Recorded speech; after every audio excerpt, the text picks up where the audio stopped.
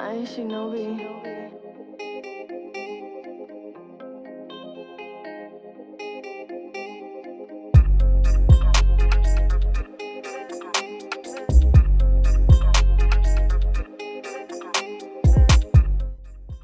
What is going on, beautiful people? It is Micah J with Porsche 4K, and today we're going to go into a full review on the VW ID.4 Pro S. This is VW's electric SUV that promises German engineering, everyday practicality, and some serious EV credentials.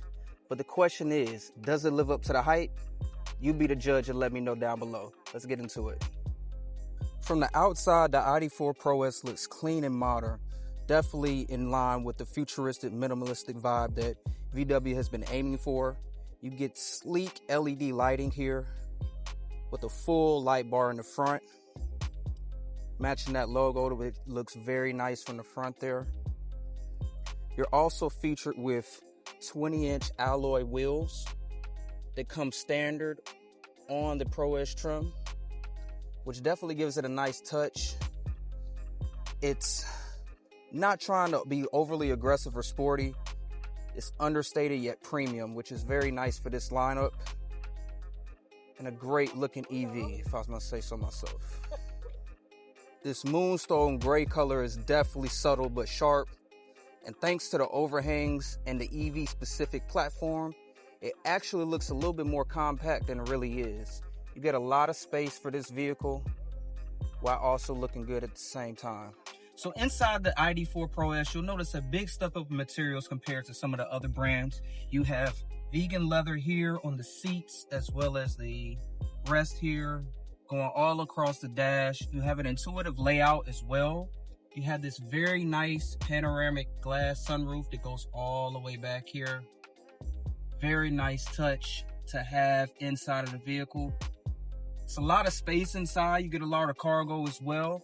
So it's definitely a good place to spend a lot of time for road trips, going to and from, and just being a good daily commuter.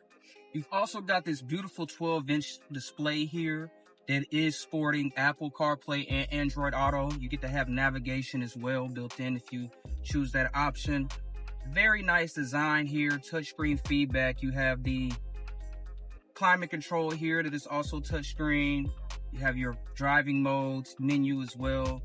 So it's pretty nice. You get ambient lighting as well, which is great to have inside of a car while you're driving at night. Give it a nice little feel and vibe for it.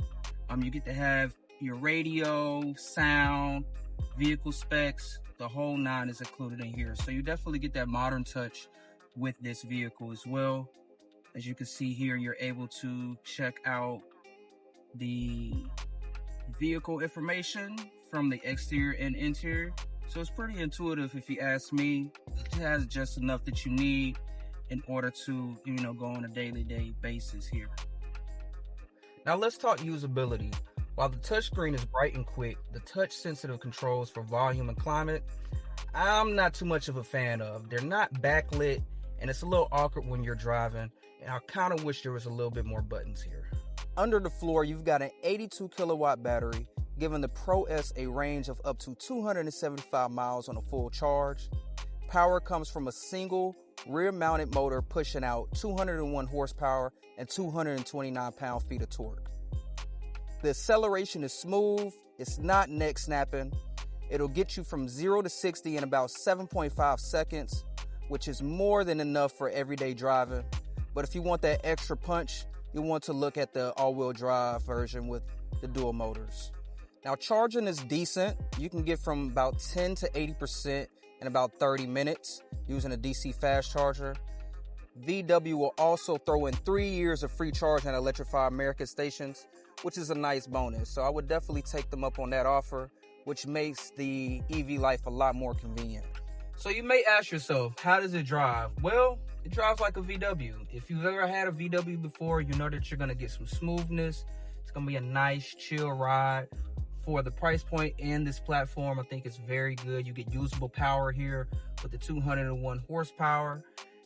With that being an EV, you definitely get some extra torque as well because you are, no turbo lag. You're able to get to where you want to be quickly, efficiently, as well as it not being overpowered for this price point and the segment of vehicle you're in. It's definitely a smooth ride. You're able to take the curves very nicely, bump smoothly. You know, it's a great commuter car. If you're going back and forth using this as your daily driver, I think it's a great way to get the whole family inside and be comfortable. Now, for those of you that are used to EV, you do get some one-pedal braking that you can use. You have the regenerative braking as well for that one-pedal driving. It's not as aggressive as you would find it in other EVs or even Teslas for that matter, but you are able to come off the brakes and come into a nice smooth stop in traffic. So if one-pedal driving is important to you, you do have it, and you can adjust the regenerative braking as well in the settings. It also features that auto hold as well, so you get to take your feet off of the brake here, just put it in hold, and it'll hold for you while you're at stoplights. It's really good because you're able to not have to use so much of the braking on a day-to-day basis, which saves your disc and your rotors for that crazy maintenance that you would get on most vehicles. Now let's talk cargo and practicality. Let's go ahead and open up the trunk here. Now, as you can see, you have about 30.3 cubic feet of cargo space behind the second row and over 64 with the seats folded down. That's pretty competitive for this EV, as well as it being a compact SUV. As you can see here, we have some few items here from a beach day that we had that we can fit everything in pretty smoothly. You got your chairs, tent, coolers, the whole nine. You should be fine when putting it into this car here. The rear seat leg room is pretty solid too. With it being a flat floor, you definitely get a lot of room to stretch your legs out. You have enough space for a child seat here and a passenger on the side while everybody is comfortable inside the cabin. So that's definitely a plus for me. All right, so let's talk price. What's the damage? So for a new ID.4, you're looking around $40,000 to $50,000 depending on which trim you get. For this one, we did definitely get a great deal on it. So it definitely depends on where you are locally. I would definitely look to make sure that you have any incentives within your local area. A lot of those government programs are being shut down. However, you may still be able to find a few to make the EV lifestyle a lot more worth it. To wrap it up here, the ID.4 is not trying to be a Model Y killer. Trust me, it's not.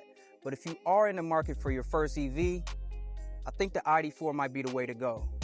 Let me know down in the comments below, would you rather have the Mustang Mach-E or the Hyundai Ioniq 5? With the ID.4, you get that VW charm, practicality, as well as great cargo space and a good infotainment system. If this video was helpful to you, go ahead and like, comment, and subscribe for more videos like this. In the meantime, it's Micah J signing out. Have a good one.